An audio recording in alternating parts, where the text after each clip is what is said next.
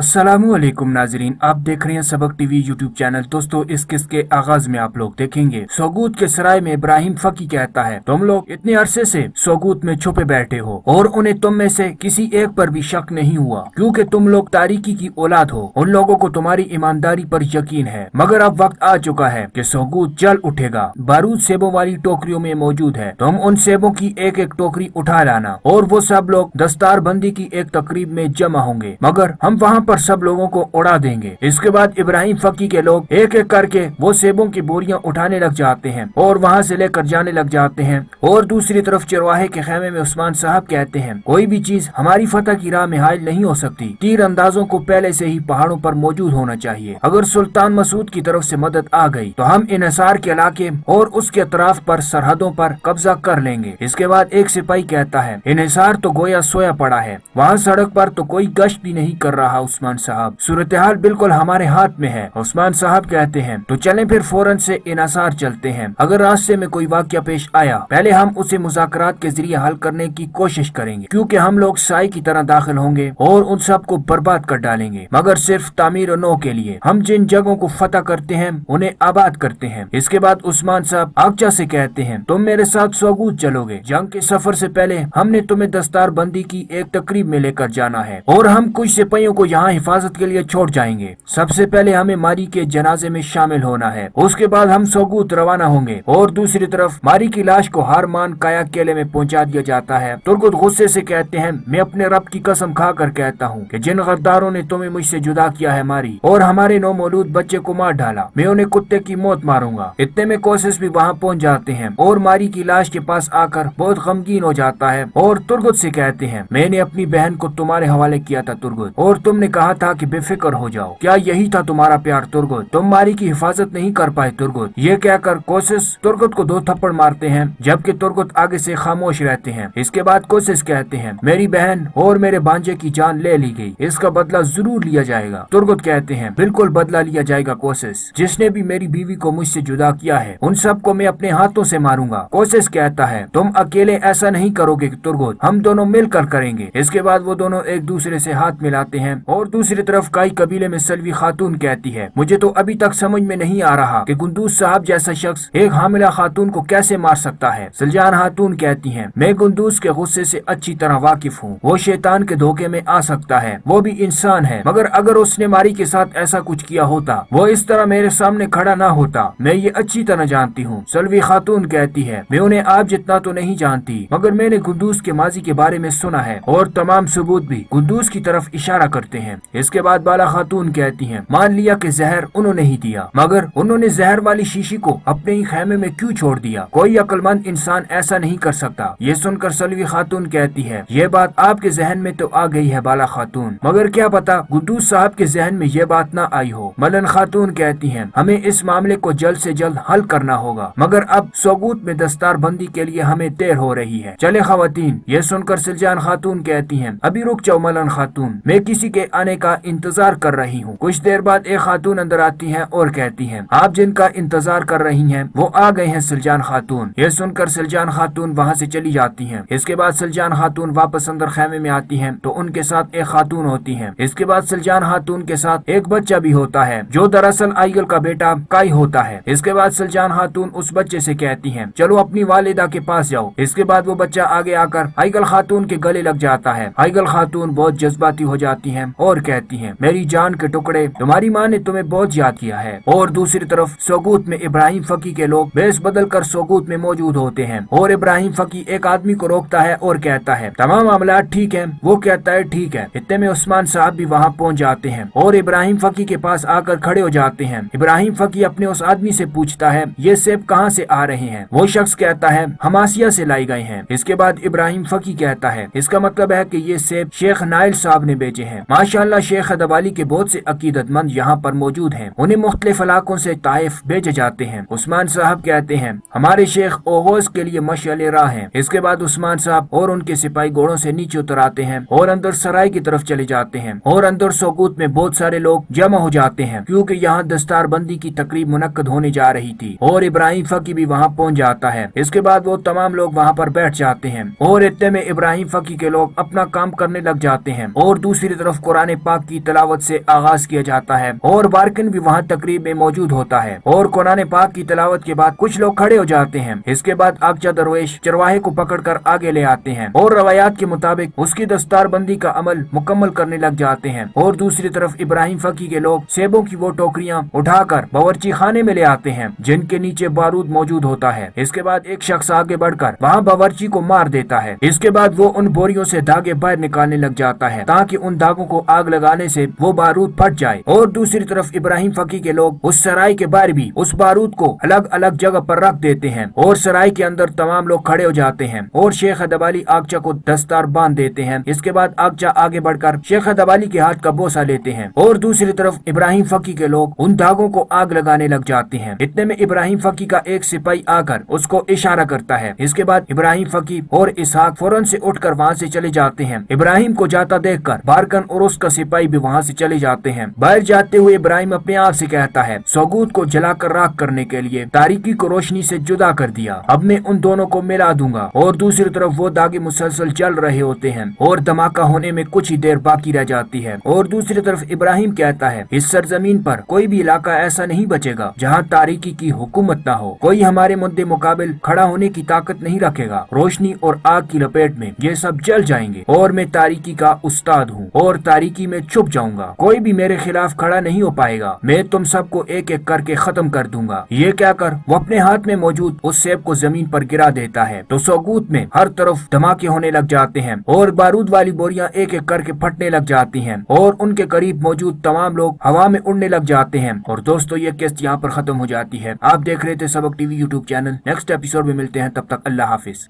अऊज़ु बिल्लाहि मिनश्शैतानिर्रजीम, बिस्मिल्लाहिर्रहमानिर्रहीम। अस्सलामु अलैकुम वरहमतुल्लाहि वबरकातुहू।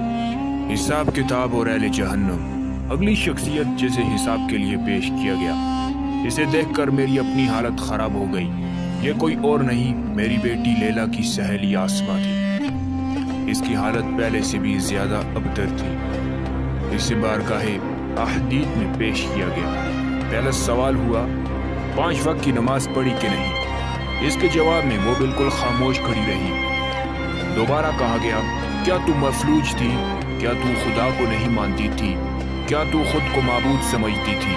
क्या तेरे पास हमारे लिए वक्त नहीं था या हमारे सिवा कोई और था जिसने तुझे दुनिया भर की नेमतें दी थी?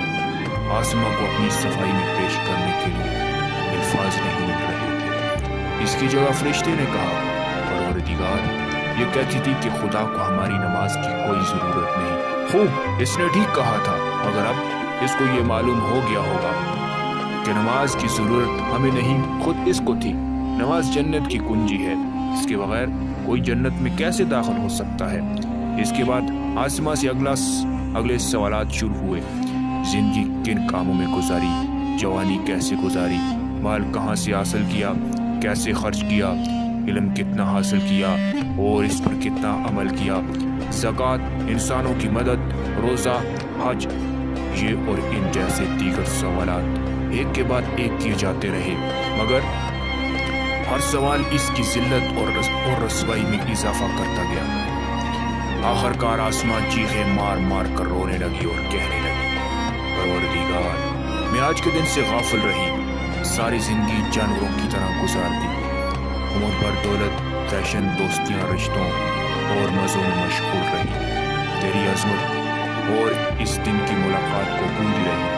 मेरे रब मुझे माफ़ कर दे, बस मुझे सिर्फ एक मौका और दोबारा दे और मुझे दोबारा दुनिया में भेज दे। फिर देख, मैं सारी ज़िंदगी तेरी बंदगी करूँगी, कभी नाफरमानी नहीं करूँगी, बस मुझे एक और मौका दे दे। यह कहकर वो ज़मीन पर गिर कर तड़पने लगी। मैं तुम्हें दोबारा दुनिया में भेज दूँ, तब भी तुम वही करोगी। अगर तुम्हें एक मौका और दे दूँ, तब भी तुम्हारे रवैये में तब्दीली नहीं आएगी। मैंने अपना पैगाम तुम तक पहुंचा दिया था, मगर तुम्हारी आंखों पर पट्टी बांधी रही, तुम अंधी बनी रही, इसलिए आज तुम जहन्नम के तारीक कड़े में फेंकी जाओगी। तुम्हारे लिए ना तो कोई माफ़ी है और ना ही कोई दूसरा मौका। फिर इसके साथ भी वही हुआ जो इससे पहले वाले लोगों के साथ हो चुका था। आसमा का अंजाम देखकर मेरी हालत दरगों हो गई। मेरे लाशऊर में ये खौफ पूरी तरह मुलज़म था। कि अगर इसी तरह मेरे बेटे जमशेद के साथ हुआ तो ये मंजर मैं देख न सकूंगा। मैंने साले से कहा, मैं अब यहाँ ठहरने की हिम्मत नहीं पाता, मुझे यहाँ से ले चलो। साले मेरी कैफियत को समझ रहा था। वो बगैर कोई सवाल किए मेरा हाथ पकड़े एक सिमत रवाना हो गया। रास्ते में जगह जगह इंतहाई इबरतनाक मनाजिर थे।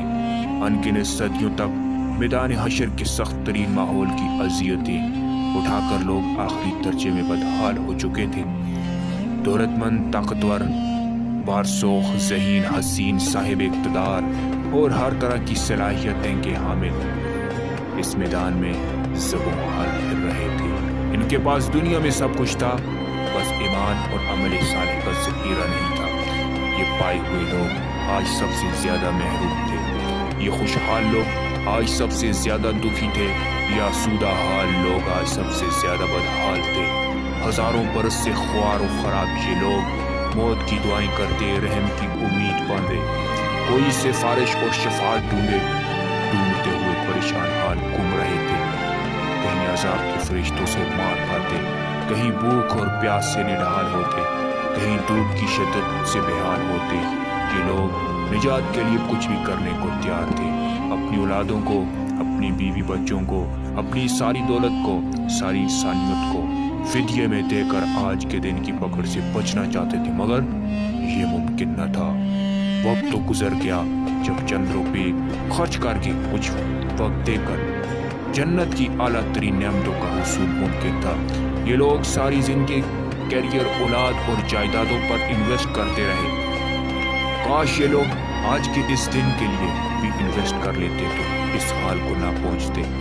मैदान हशर में बार बार लोगों का नाम पुकारा जाता। जिसका नाम लिया जाता, दो फरिश्ते तेजी से इसकी सिमत झपटते और इसको लेकर परवरदिगार के हुजूर पेश कर देते।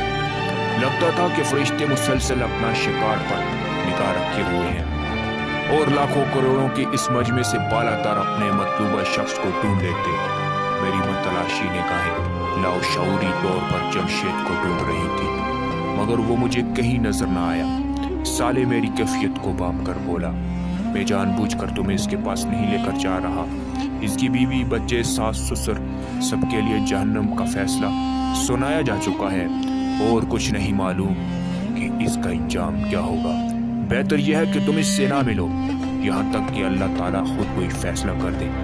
इसकी बात सुनकर होना तो ये चाहिए था कि मेरी कैफियत बहुत उदास और गमगीन हो जाती, लेकिन न जाने क्यों मेरे दिल में एक एहसास पैदा हुआ।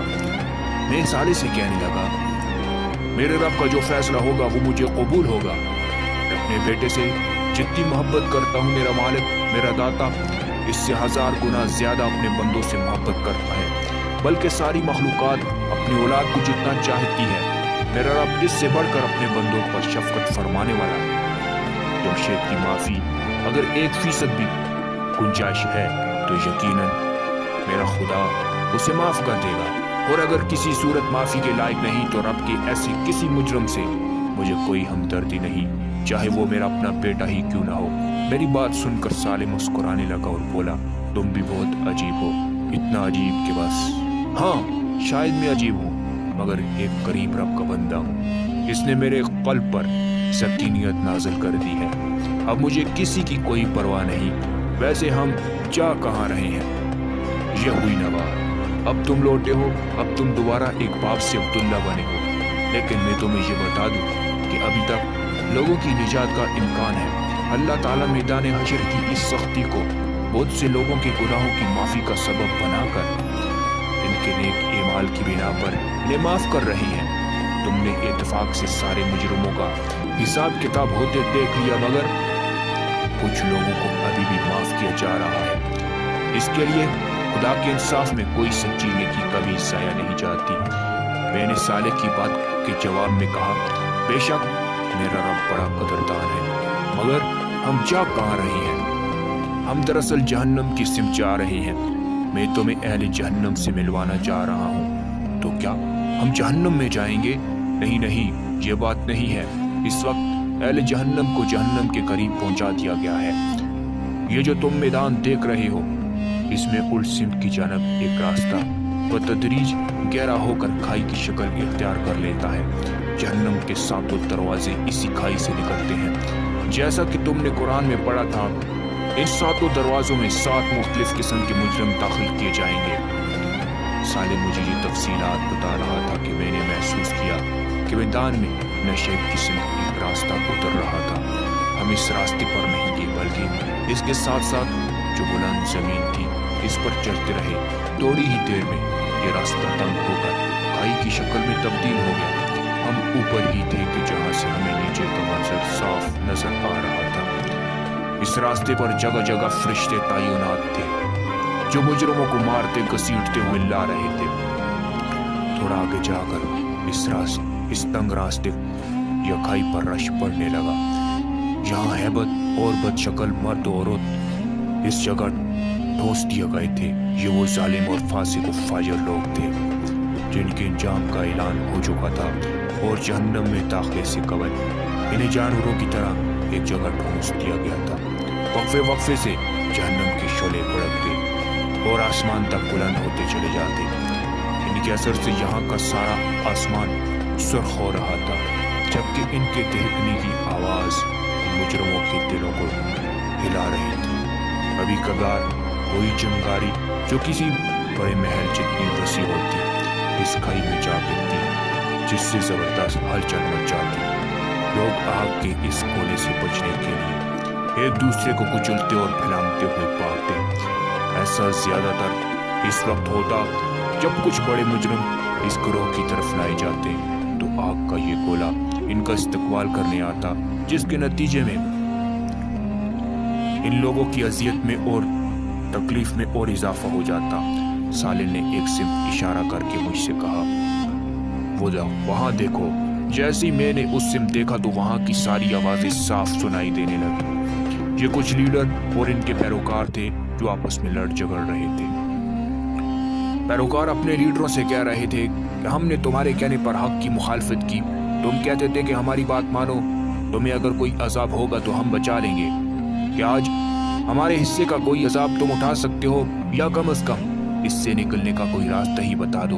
तुम तो बड़े ज़हीन और हर मसले का हल निकालने वाले लोग थे। वो लीडर जवाब देते, अगर हमें कोई रास्ता मालूम होता तो हम पहले खुद न बचते। वैसे हमने तुमसे नहीं कहा था कि जो हम कहें वो जरूर मानो। हमने जबरदस्ती तो नहीं की थी। हमारे रास्ते पर चलने में तुम्हारे अपने मफादात थे। अब तुम हम सबको मिलकर इस अजाब को भुगतना होगा। इस पर पैरोकार कहते, ऐ अल्लाह, हमारे इन लीडरों ने हमको गुमराह किया, इनको दुगना अजाब दे। जवाब में वो लीडर झुंझला कर कहते, हमें बद्दुआएं देकर तुम्हारी अपनी हालत कौन सी बेहतर हो जानी है। अगली शख्सियत जिसे हिसाब के लिए पेश किया गया, इसे देखकर मेरी अपनी हालत खराब हो गई। ये कोई और नहीं, मेरी बेटी लैला की सहेली आसमा थी। इसकी हालत पहले से भी ज्यादा अबतर थी। इसे बारगाहे अहदीद में पेश किया गया। पहला सवाल हुआ, 5 वक्त की नमाज पढ़ी कि नहीं। इसके जवाब में वो बिल्कुल खामोश खड़ी रही। दोबारा कहा गया, क्या तू मफलूज थी? क्या तू खुदा को नहीं मानती थी? क्या तू खुद को माबूद समझती थी? क्या तेरे पास हमारे लिए वक्त नहीं था, या हमारे सिवा कोई और था जिसने तुझे दुनिया भर की नेमतें दी थी? आसमा को अपनी सफाई में पेश करने के लिए अल्फाज नहीं मिल रहे थे। इसकी जगह फरिश्ते ने कहा, परवरदिगार, ये कहती थी कि खुदा को हमारी नमाज की कोई जरूरत नहीं। खूब, इसने ठीक कहा था, मगर अब इसको ये मालूम हो गया होगा कि नमाज की जरूरत हमें नहीं, खुद इसको थी। नमाज जन्नत की कुंजी है, इसके बगैर कोई जन्नत में कैसे दाखिल हो सकता है। इसके बाद आसमा से अगले सवालात शुरू हुए। जिंदगी किन कामों में गुजारी, जवानी कैसे गुजारी, माल कहाँ से हासिल किया, कैसे खर्च किया, इल्म कितना हासिल किया और इस पर कितना अमल किया, ज़कात, इंसानों की मदद, रोज़ा, हज, ये और इन जैसे दीगर सवालात एक के बाद एक किए जाते रहे, मगर हर सवाल इसकी जिल्लत और रसवाई में इजाफा करता गया। आखिरकार आसमा चीखें मार मार कर रोने लगी और कहने लगी, परवरदिगार, मैं आज के दिन से गाफिल रही, सारी जिंदगी जानवरों की तरह गुजार दी। उम्र भर दौलत, फैशन, दोस्तियां, रिश्तों, और मज़ों में मशगूल रही, तेरी अज़मत और इस दिन की मुलाकात को भूल रही। मेरे रब मुझे माफ़ कर दे, बस मुझे सिर्फ एक मौका और दोबारा दे और मुझे दोबारा दुनिया में भेज दे। फिर देख मैं सारी ज़िंदगी तेरी बंदगी करूँगी, कभी नाफरमानी नहीं करूँगी, बस मुझे एक और मौका दे दे। ये कहकर वो ज़मीन पर गिर कर तड़पने लगी। मैं तुम्हें दोबारा दुनिया में भेज दूँ तब भी तुम वही करोगी, अगर तुम्हें एक मौका और दे दूँ तब भी तुम्हारे रवैये में तब्दीली नहीं आएगी। मैंने अपना पैगाम तुम तक पहुँचा दिया था, मगर तुम्हारी आंखों पर पट्टी बंधी रही, तुम अंधी बनी रही, इसलिए आज तुम जहन्नम के तारीक कड़े में फेंकती जाओगी। तुम्हारे लिए ना तो कोई माफ़ी है और ना ही कोई दूसरा मौका। फिर इसके साथ भी वही हुआ जो इससे पहले वाले लोगों के साथ हो चुका था। आसमां का अंजाम देखकर मेरी हालत दरगुम हो गई। मेरे लाशऊर में ये खौफ पूरी तरह मौजूद था कि अगर इसी तरह मेरे बेटे जमशेद के साथ हुआ तो ये मंजर मैं देख न सकूंगा। मैंने साले से कहा, मैं अब यहाँ ठहरने की हिम्मत नहीं पाता, मुझे यहाँ से ले चलो। साले मेरी कैफियत को समझ रहा था। वो बगैर कुछ सवाल किए मेरा हाथ पकड़े एक सिमत रवाना हो गया। रास्ते में जगह जगह इंतहाई इबरतनाक मनाज़िर थे। अनगिनत सदियों तक मैदान हशर के सख्त तरीन माहौल की अज़ियतें उठाकर लोग आखिरी दर्जे में बदहाल हो चुके थे। दौलतमंद, ताकतवर, वारसोख, ज़हीन, हसीन, साहिब इक़्तिदार और हर तरह की सलाहियतें के हामिल इस मैदान में ज़बों हाल फिर रहे थे। इनके पास दुनिया में सब कुछ था, बस ईमान और अमल सालिह का ज़ख़ीरा नहीं था। ये पाए हुए लोग आज सबसे ज़्यादा महरूम थे। ये खुशहाल लोग आज सबसे ज़्यादा दुखी थे। या आसूदा हाल लोग आज सबसे ज़्यादा बदहाल थे। हज़ारों बरस से ख्वार व ख़राब ये लोग मौत की दुआएं करते, रहम की उम्मीद बांधे, कोई सिफारिश और शफाअत ढूंढते हुए परेशान हाल घूम रहे थे। कहीं अज़ाब के फरिश्तों से मार खाते, कहीं भूख और प्यास से निढाल होते, कहीं दूध की शिद्दत से बेहाल होते। ये लोग निजात के लिए कुछ भी करने को तैयार थे। अपनी औलादों को, अपनी बीवी बच्चों को, अपनी सारी दौलत को, सारी इंसानियत को फिदिये में देकर आज के दिन की पकड़ से बचना चाहते थे, मगर ये मुमकिन न था।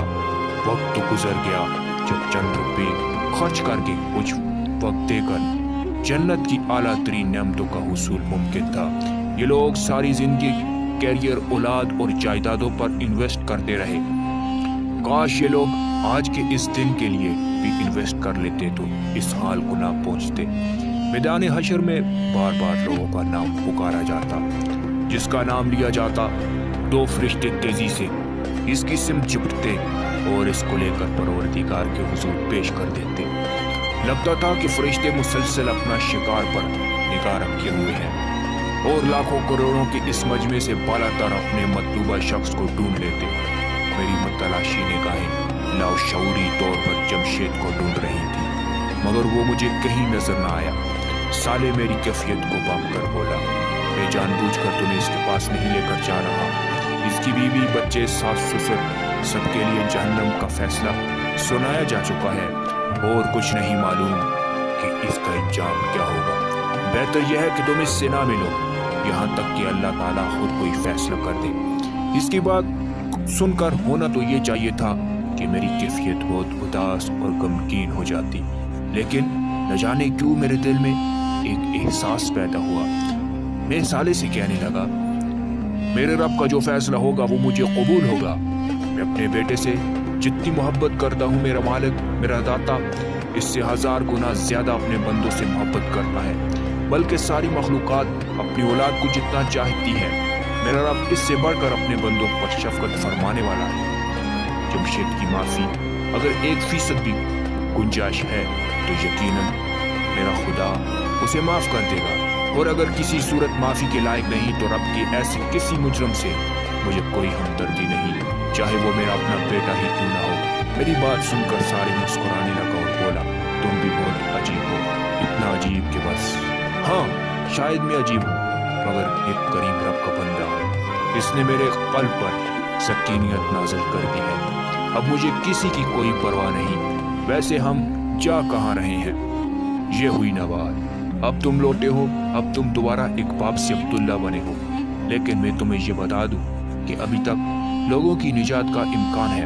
अल्लाह ताला मैदान हशर की इस सख्ती को बहुत से लोगों के गुनाहों की माफ़ी का सबब बनाकर इनके नेक ईमाल की बिना पर इन्हें माफ़ कर रहे हैं। तुमने इत्तेफाक से सारे मुजरिमों का हिसाब किताब होते देख लिया, मगर कुछ लोगों को अभी भी माफ़ किया जा रहा है। इसके लिए खुदा के इंसाफ में कोई सच्ची नेकी कभी ज़ाया नहीं जाती। मैंने सालेह की बात के जवाब में कहा, बेशक मेरा रब बड़ा कदरदान है, मगर हम जा कहाँ रहे हैं? हम दरअसल जहन्नम की सिमत जा रहे हैं। मैं तुम्हें अहले जहन्नम से मिलवाना चाह रहा हूँ। तो क्या हम जहन्नम में जाएंगे? नहीं नहीं, ये बात नहीं है। इस वक्त अहले जहन्नम को जहन्नम के करीब पहुंचा दिया गया है। ये जो तुम मैदान देख रहे हो, इसमें उल सिंध की जानब एक रास्ता बतदरीज गहरा होकर खाई की शक्ल इख्तियार कर लेता है। जहन्नम के सातों दरवाजे इसी खाई से निकलते हैं। जैसा कि तुमने कुरान में पढ़ा था, इन सातों दरवाजों में 7 मुख्तलिफ किस्म के मुजरिम दाखिल किए जाएंगे। साले मुझे ये तफसीलात बता रहा था कि मैंने महसूस किया कि मैदान में नशेब की सिमत एक रास्ता उतर रहा था। हम इस रास्ते पर नहीं गए, बल्कि इसके साथ साथ जो बुलंद जमीन थी इस पर चलते रहे। थोड़ी ही देर में ये रास्ता तंग होकर खाई की शक्ल में तब्दील हो गया। हम ऊपर ही थे कि जहाँ से हमें नीचे का मंजर साफ नजर आ रहा था। इस रास्ते पर जगह जगह फरिश्ते तैनात थे जो मुजरिमों को मारते घसीटते हुए ला रहे थे। थोड़ा आगे जाकर इस तंग रास्ते को यह खाई पर रश पड़ने लगा। यहाँ हैबत और बदशक्ल मर्द औरत इस जगह ठोस दिए गए थे। ये वो जालिम और फासिक और फाजिर लोग थे जिनकी जाम का ऐलान हो चुका था और जहन्नम में दाखिले से कबल इन्हें जानवरों की तरह एक जगह ठोंस दिया गया था। वक्फे वक्फे से जहन्नम के शोले भड़कते और आसमान तक बुलंद होते चले जाते। इनके असर से यहाँ का सारा आसमान सुर्ख हो रहा था, जबकि इनके दहकने की आवाज़ इन मुजरिमों के दिलों को हिला रही थी। कभी कभार कोई चिंगारी जो किसी बड़े महल जितनी वसी होती इस खाई में जा गिरती, जिससे जबरदस्त हलचल मच जाती। लोग आग के इस कोले से बचने के लिए एक दूसरे को कुचलते और फैलाते हुए भागते। ऐसा ज्यादातर इस वक्त होता जब कुछ बड़े मुजरिम इस गिरोह की तरफ लाए जाते, तो आग का ये गोला इनका इस्तेमाल करने आता, जिसके नतीजे में इन लोगों की अजियत में और तकलीफ में और इजाफा हो जाता। साले ने एक से इशारा करके मुझसे कहा, बोला वहां देखो। जैसे ही मैंने उस सिम देखा तो वहां की सारी आवाजें साफ सुनाई देने लगी। ये कुछ लीडर और इनके पैरोकार थे जो आपस में लड़ झगड़ रहे थे। पैरोकार अपने लीडरों से कह रहे थे कि हमने तुम्हारे कहने पर हक की मुखालफत की।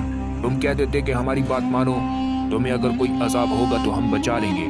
कि आज हमारे हिस्से का कोई अजाब तुम उठा सकते हो, या कम से कम इससे निकलने का कोई रास्ता ही बता दो। तुम तो बड़े ज़हीन और हर मसले का हल निकालने वाले लोग थे। वो लीडर जवाब देते, अगर हमें कोई रास्ता मालूम होता तो हम पहले खुद न बचते। वैसे हमने तुमसे नहीं कहा था कि जो हम कहें वो जरूर मानो। हमने ज़बरदस्ती तो नहीं की थी। हमारे रास्ते पर चलने में तुम्हारे अपने मफादात थे। अब तुम हम सबको मिलकर इस अजाब को भुगतना होगा। इस पर पैरोकार कहते, ऐ अल्लाह, हमारे इन लीडरों ने हमको गुमराह किया, इनको दुगना अजाब दे। जवाब में वो लीडर झुंझला कर कहते, हमें बद्दुआ देकर तुम्हारी अपनी हालत कौन सी बेहतर हो जानी है। दोस्तों, इस कहानी का भी नेक्स्ट पार्ट बाकी है। नेक्स्ट वीडियो में मिलते हैं, तब तक